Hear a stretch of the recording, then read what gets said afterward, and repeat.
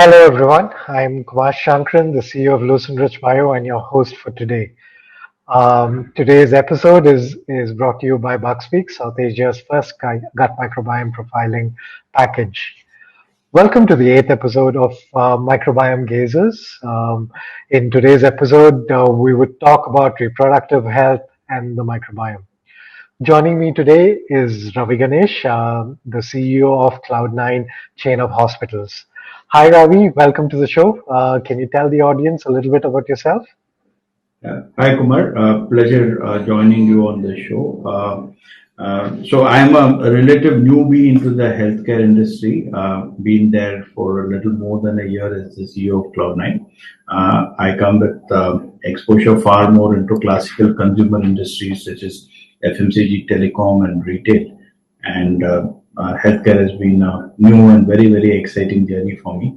And it's kind of connecting me back to my passion for science. And today's topic itself is something which is very, very exciting, and look forward to learning a lot from what you guys are doing. Great, Ravi. So, how different is the world of healthcare from FMCG? Interesting question. I mean, I get asked this almost very, very frequently, saying, what on earth do you see as a big difference?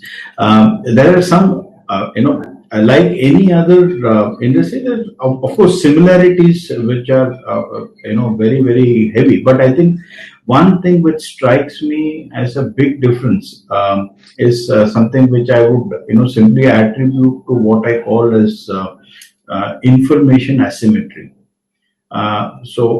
In no other industry would possibly rank. I mean, the only equivalent would possibly be the legal profession, wherein those who know everything and the consumers know nothing. And that's where the big challenge is. So this gap is actually the place wherein confusion, new conundrums, and possibly wrong decisions and as well as disappointment for the consumer happens, because they don't know what they consume. So the whole relationship is based completely upon trusting their care provider, who is supposed to know. Interesting that you mentioned the gap, Ravi. Do you think that the gap can be bridged? And also, adding to that, do you think there is a necessity to bridge this gap? There is obviously a necessity to bridge. I mean, there is no question about it, because I think the big difference which I think the industry would get is we start really using the term customer for the consumer than patient. I think the day we make this shift, we realize that we owe it to that person who's actually footing the bill to explain what she or he is getting and why is it that that's the course of action which is being recommended. So in that sense, when the service mentality actually comes in very strongly into the healthcare profession, I think we will be a lot more open. We will be a lot more amenable to kind of take in the fact that the person that whom we are caring for deserves to know, and we take that extra step in order to ensure that information that is there, the scientific information which is there with the experts, actually gets disseminated in a easily consumable manner to the common person. I mean, we are in these very interesting times today of the pandemic, and just look at how so many non-regular words which were there in the pre-pandemic era have become commonplace. I mean, using a pulse oximeter. I don't think say 7 months ago people would have even have heard about something called as a pulse oximeter. Today, people have actually gone and put it into their home first aid kit, or say what is a PPE, or what's the meaning of a donning and doffing. Hygiene questions. There's so many things that we have actually kind of adapted, and circumstances around us have kind of made us learn these. And that's exactly what needs to be done. And the minute you start making the person who's most affected learn and acquire these tidbits of knowledge, you will find that healthcare will be no different from any other industry. I just want to continue a little bit more on this topic. I mean, the way I see it is, especially doing a lot of work on the microbiome right now. There is a gap of the knowledge gap between the research community and the medical practitioners, and then a much further gap from the medical practitioners to the end customers. Um, um, so do you see a way where the what is happening at research can be translated directly to the customer, or do you think that the doctors in between are the better people to do it?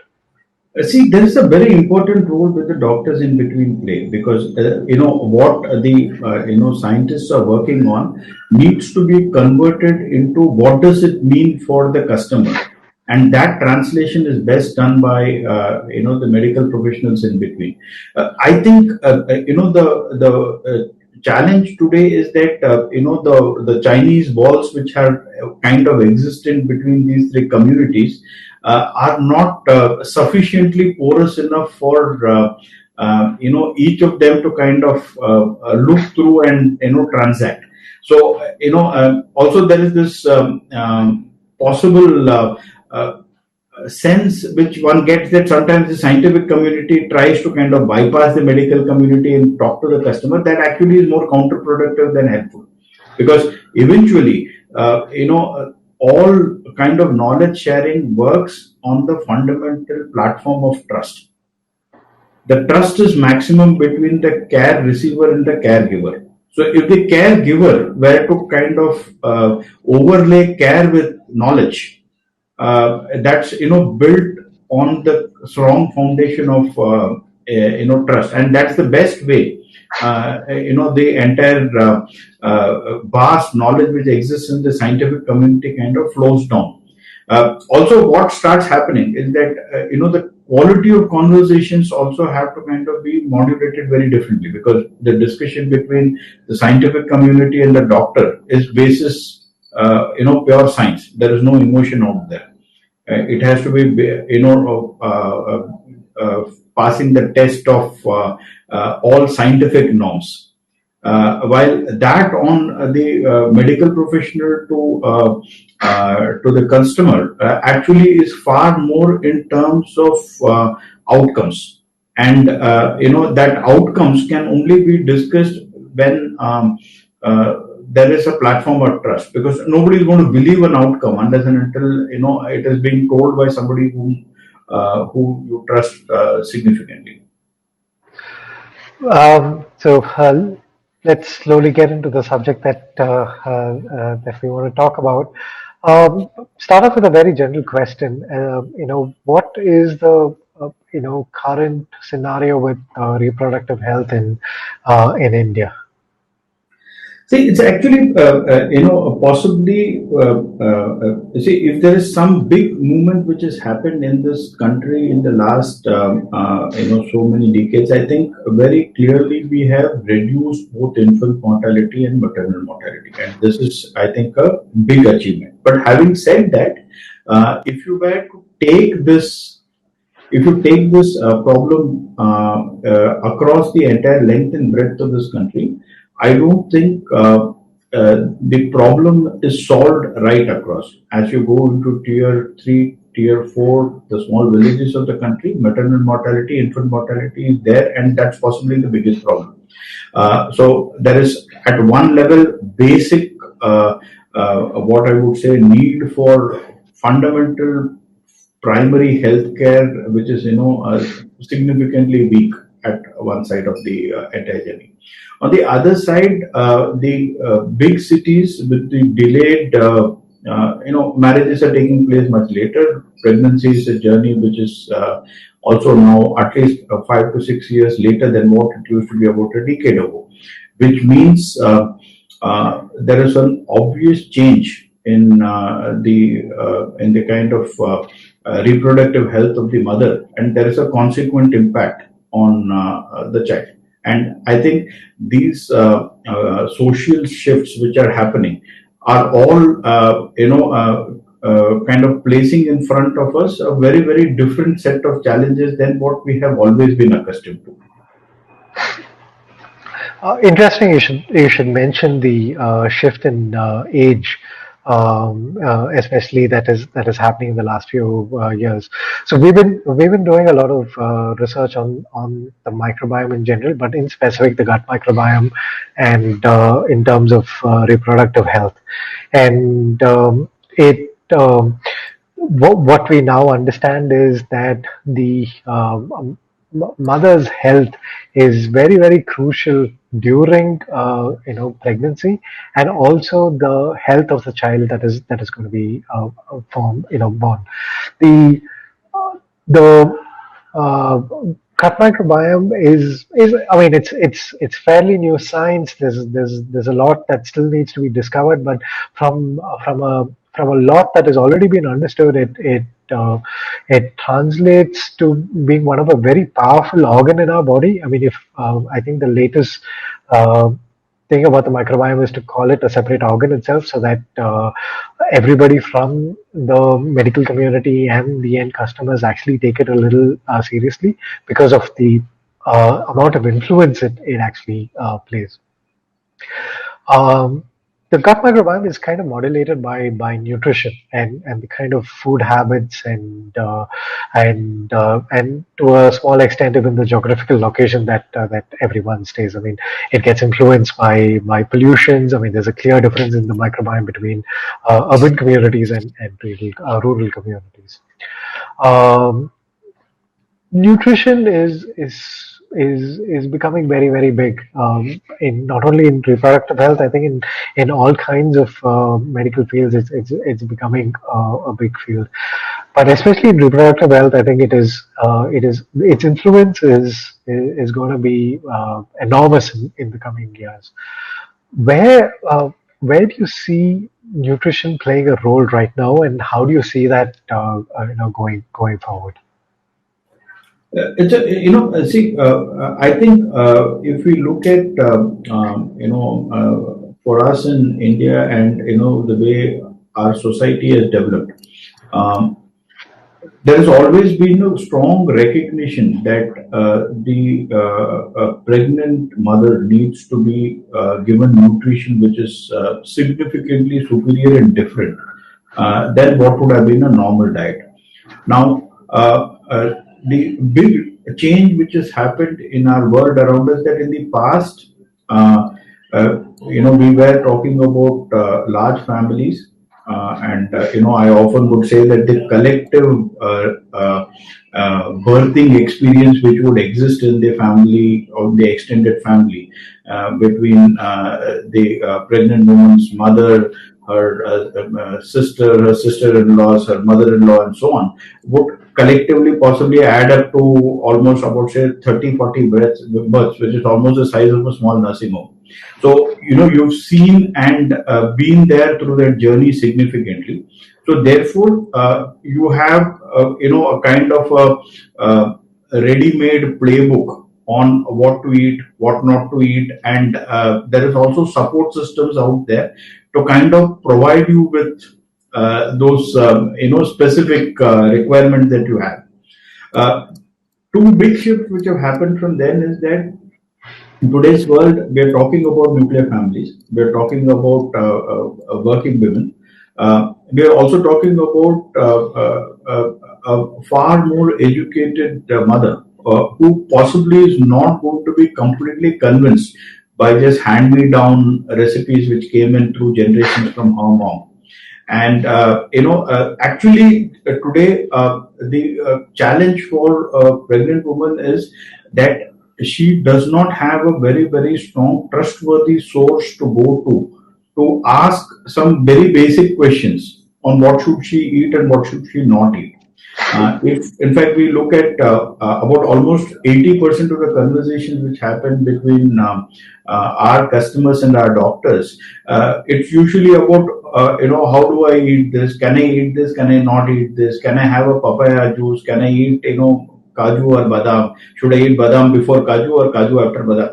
These sound very funny, but it is about food habits. How do I kind of live my normal life? And they seriously require guidance in nutrition. And so I think there is a huge opportunity of which is there today. Actually, it's not even an opportunity. I would say this is actually a problem which needs solving, wherein there is need for somebody to guide the mother on how is it that she can manage her life, because she is a working professional. So she may not have the same time to kind of come with those traditional recipes that a pregnant woman would get, but at the same time get all the right nutrition, and also bring in some science into her entire consumption, because what we have is a hand-me-down heuristic model, which does not necessarily take care of specific needs for a mother. Yeah, and I also feel that the environment's also changed a bit. I mean, not Yes. only the food habits and family orientation and us getting into more into nuclear families, but also the external environment has also changed a lot. What we've seen in our studies and in the initial of literature that is coming out from that is that even during preconceiving stage, if the gut is looked at and the right kind of nutrition can be prescribed, that has a ripple effect during pregnancy in a very positive outcome. And definitely during the first trimester, I think that is a very very key time to look at the kind of nutrition, the kind of microbiome a person has at that point of time, and the kind of nutrition that is recommended to change any of the slight imbalance that might be there. What is very interesting is the newborn child's microbiome, the initial microbiome of a newborn child, is got from the mother. So the mother being healthy is paramount in that regard as well, so that the newborn gets the right kind of microbiome while starting off. It's uh, right now it is there is also a huge debate, and there's also a huge shift in the kind of way the pregnancy is kind of comes about. There's I know you'd know this more than me about how much cesarean has actually come into play. But from a microbiome point of view, we now understand the initial microbiome of a child is actually coming from the mother's birth canal, and cesarean children almost miss out on that, and that can have an influence in their early growth. Um, I mean, how do you see this normal delivery versus cesarean playing out right now in our current scenario? See, this is actually a fairly complicated question, because say sometimes if you just look at statistics and say that okay, there has been a significant jump up in cesarean births. One may kind of conclude that there seems to be a very systematic pattern which seems to be existing, that there are more and more babies born out of C-sec rather than natural birthing. But I think there is a counterpoint as well. The counterpoint on this is that if you kind of look at the shift in maternal mortality rates than what used to exist in the past to what exists now, that shift is also a massive shift. So if you kind of look at the increase in the cesarean rates, you need to kind of balance it off with what has happened in terms of both maternal mortality and infant mortality. And I guess, therefore, this shift is because of the fact that the risks associated with pregnancy and have been significantly reduced by making this massive shift wherever there is a certain risk associated with the baby being born from waiting for a normal delivery onto a C-section. But having said that, I think obviously there is a natural way, and a C-section is not a natural way. And the minute you say that the way is not natural, there has to be some kind of compensating or mitigation actions that one needs to do, that it kind of takes care of whatever we missed out by going through a natural delivery. And this, I guess, is true for both the mother and the baby. And I think understanding of what else we could do, so that the baby and the mother don't kind of have to live with a pain or struggle associated with not having gone through a vaginal birth as compared to a C-section, is something which we need to build a case and build a very strong action around it. At this particular point in time, I don't think people recognize what you're talking about, which is the fact that the baby has actually missed out on something. I mean, so long as the baby is coming out more or less fine, or it is not coming out preterm, I think it is assumed to be fine. The solutions that are coming out for things like this, I'll talk about it in as two different kinds of solutions that are coming out.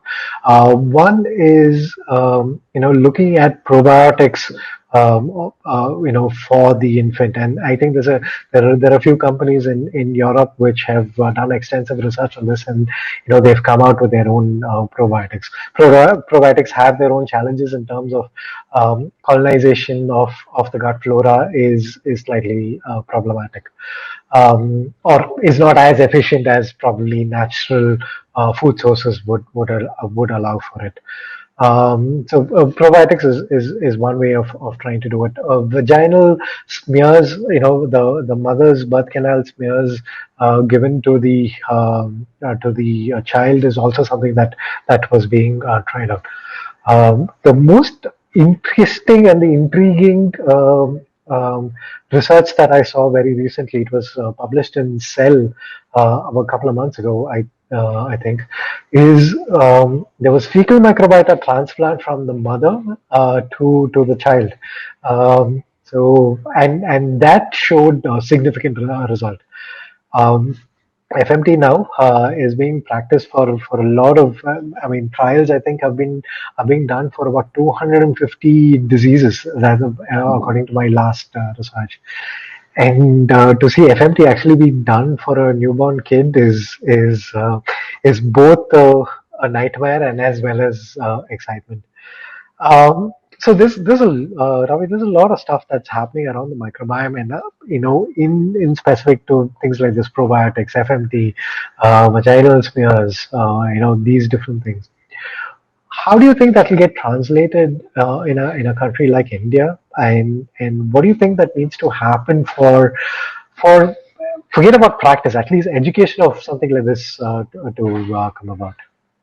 See, I think when you look at India, there are 2-3 things which will strike you irrespective of what you do in which industry. I think whatever India does, India will provide one thing which is called scale. So that's our biggest strength. But the need for scale comes with a very clear affordability challenge, and obviously what we are willing to pay for any form of good or service that we consume is not as high as what it would be in many other parts of the world. So I think the answer to many of these solutions lie in not trying to get individual customized solutions, but trying to say, okay, I have this one solution which on a 90 percentile level will be working for everybody. So, which means that if there were to be one probiotic drink which kind of brings in a certain common gut microbiome into every mother, and this becomes something which is like, say, a product which in the trimester one you need to consume. And similarly, if there were a probiotic drink which were to be available, which for every baby that's born, say, through a C-sec, this would be beneficial if the baby were to be provided the same. These are solutions which kind of start, which will find a rapid acceptance. I think the big challenge would be if you try to say, okay, I have to pick something which is exactly a replica of what was there in the mother's gut, and I need to kind of replicate and create that unique probiotic drink for this baby. I think we will not go very far with that. Yeah, the general probiotic is so difficult to achieve. I mean, it's easier said than done. I mean, every case is different, and every region has certain kinds of specificity to it. The I mean, let's take adults probiotics itself that we get off the shelf. Most of them are species or strains that have come from Caucasian from Western countries and Right. will just not colonize our gut. And so there, I mean, whatever product or whoever comes out with a product like this needs to have good understanding and deep research into something like this before it can come out. See, my sense on that, Kumar, is that, see, in India, you have to solve common problems before you get to solving specific problems. So, I'll give a very classic example. Today almost 80-85% of all adults living in metropolitan cities, and especially pregnant women, are also vitamin D deficient.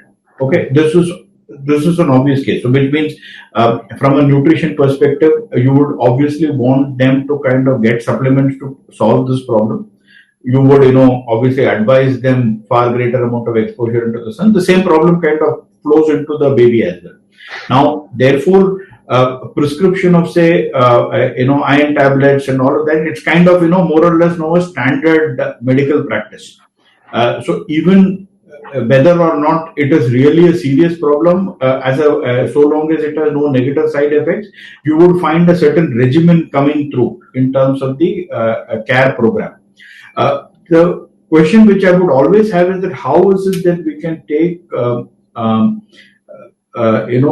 probiotics in that particular journey, wherein that could be about, say, 4 or 5 things which are standard. Then after that, I think it is always easy for us to say, okay, as a step +1 or a +2, you need to have something which is specifics, because at least then you have got people going in that journey. Sure. I mean, I get your point, and to actually come up with something like that, we're going to very very soon come out with an Indian specific probiotics. We're probably sitting on the largest Indian microbiome data set, so we kind of understand from the length and breadth of the geography what is the kind of bacteria that is actually bacteria fungus that's actually missing, and the debate right now is to include everything that is missing, or try and do something which is very specific, but missing in a larger kind of population. So we're also coming up with our own set of probiotics for something like that, and it I think with enough data in, something like that can be achieved even for reproductive health for pregnant mothers as well. Um, Before I let you go, Ganesh, I'd like to touch upon one other thing, that is, the breast milk and breastfeeding piece of it. We all know how good and important it is, and all these years, I think there was a belief that it had all kinds of nutrients, which is beneficial for the child. And what we now also are finding out is that the mothers also passing on certain kind of microorganisms, through the milk. The milk also contains human oligosaccharides, which forms of which you get as prebiotics nowadays, as fructooligosaccharides and other kinds of oligosaccharides in the market. So the importance of breastfeeding and and the length at which it's done. I think there was a study that said that the breastfeeding length in India is much longer than most other countries. Which is why, I mean, this is not yet out as a research paper, but I'm getting a feeling which is why our microbiome is slightly different and slightly more towards uh, uh, the initial colonization is slightly more towards certain kind of bacteria. Where do you think we are right now in this domain, in the breastfeeding domain, and do you see any changes and trends in that? See, I think we've kind of gone through, two cycles in this. Maybe, about say more than I think I would say 10 to 15 years ago, we kind of started heading towards the Western way, wherein the importance of breastfeeding actually started declining, and somewhere there was. Almost a habit of weaning away the baby very fast from the breast and on to feeding bottles and stuff like that. I think the change which we see now is that lactation overall is taken very very seriously by all mothers, and in our system we have lactation actually running as a vertical wherein through the entire pregnancy journey, and actually we do run classes before the baby is born. We actually run a training post the baby is born, right from how do you kind of hold the baby, how do you nurse the baby, and we actually try to get the same thing, or the expert knowledge which is there to the mother. I think the reception to nursing now is much higher than the past, and people realize the importance of breast milk. I think all the work done by the government and by all bodies in trying to promote breast milk is actually done a lot of wonders. Definitely, the urban part of India, this is now well recognized, and I think the problem of us shortening the period of feeding the baby breast milk is not going to be happening. But however, one big change which was there, possibly I would say a couple of generations ago, the babies would be on the on breast milk much longer than what it was now. I think maybe that has come down, but it is still now heading towards optimal rather than being short. Okay, all right. Um, the other issue that we see regularly with the gut microbiome, playing a huge role is in the autism spectrum disorders as well, and we are starting off one clinical trial on gut microbiome and ASD, and but what we've also seen in early alpha clients that we've got is that there is significant improvement in certain of the symptoms in ASD children. But we also get parents who kind of ask us to do an FMT to improve autism, which I'm not sure is the right way to go about it. My final question to you is around ASD, and is there an indication of whether it's kind of increasing in India, or what's do you see any patterns of ASD that's coming out? See, I think I don't think the problem is increasing, but definitely what is increasing is the awareness and the early action. I think Okay. the big difference between parents of today and parents of maybe a couple of generations ago is that today, when they see a problem with their child, they do not hesitate to run up to a doctor for help. And so it's not that the baby is brought to a doctor only after having tried other courses of action which may not necessarily be beneficial, and the doctor becomes the last resort. In fact, we see a pattern which is on the other side, which is the doctor actually becomes the first line of defense. The good part, therefore, is that detection of the problem is much earlier, and therefore, the awareness of what should be the course of action and what should be the next steps that one needs to take in this entire journey is pretty clear. So I guess what would definitely help is I think preventive action, as well as possibly steps by which you can kind of improve the quality of life for the baby in such kind of conditions. And anything that we do in this place, I think parents will more than happily kind of go that extra mile to support it. Sure. Thanks, Ravi. I mean, I know you're a very busy person. I don't want to keep you any longer, but thanks for taking time out and coming and discussing about this, exciting field and topic. It was a privilege having you on this session. Completely my pleasure, Kumar. I think I learned a lot today. So much amount of fabulous stuff that you guys are doing in terms of this absolutely breakthrough area.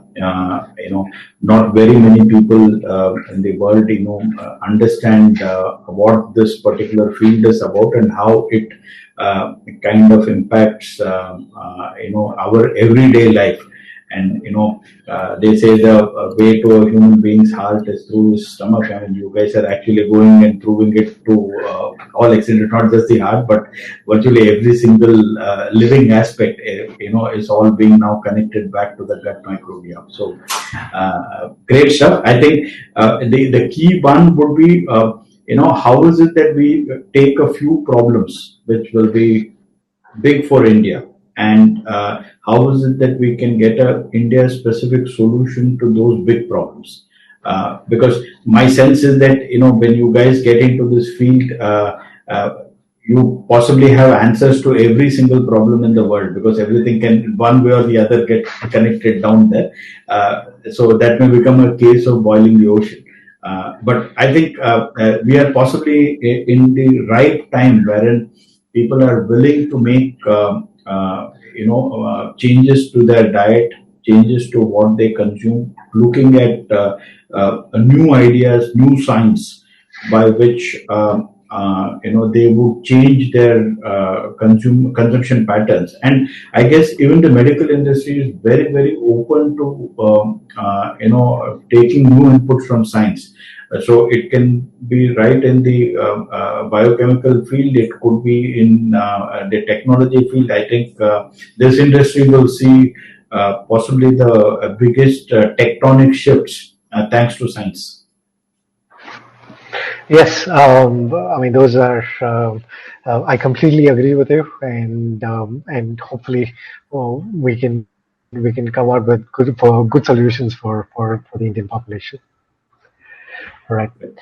Pleasure, Ravi. So thank you. All right. Thank you. Thank you.